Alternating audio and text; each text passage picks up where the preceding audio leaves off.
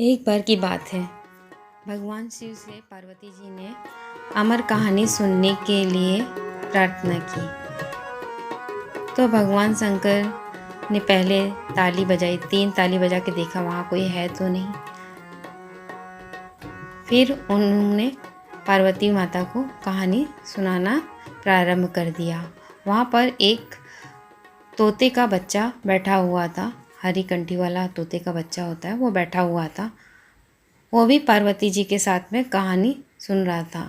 इस बात का शिव भगवान को पता नहीं था, क्योंकि वो तो आंख बंद करके कहानी सुना रहे थे और पार्वती माता सुन करके हाँ हाँ भरती जा रही थी, मतलब हुनकारा भरती जा रही थी।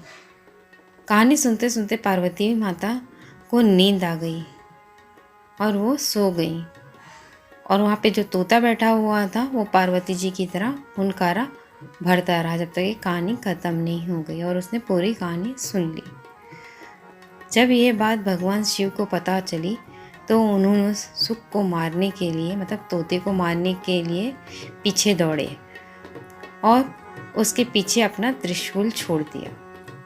तोता अपनी जान बचाने के लिए तीनों लोक में भागता रहा। भागते भागते वह व्यास जी के आश्रम सूक्ष्म रूप बनाकर उनकी पत्नी वाटिका के मुख में घुस गया। वह उनके गर्भ में रह गया। ऐसा कहा जाता है कि 12 वर्ष तक गर्भ के बाहर ही नहीं निकले।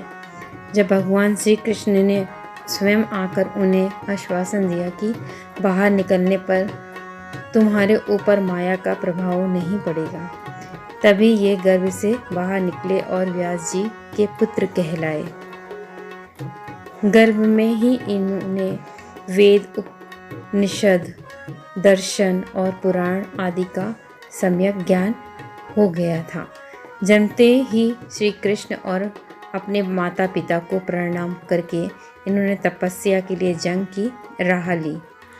यही जगत में सुखदेव मुनि के नाम से प्रसिद्ध हुए।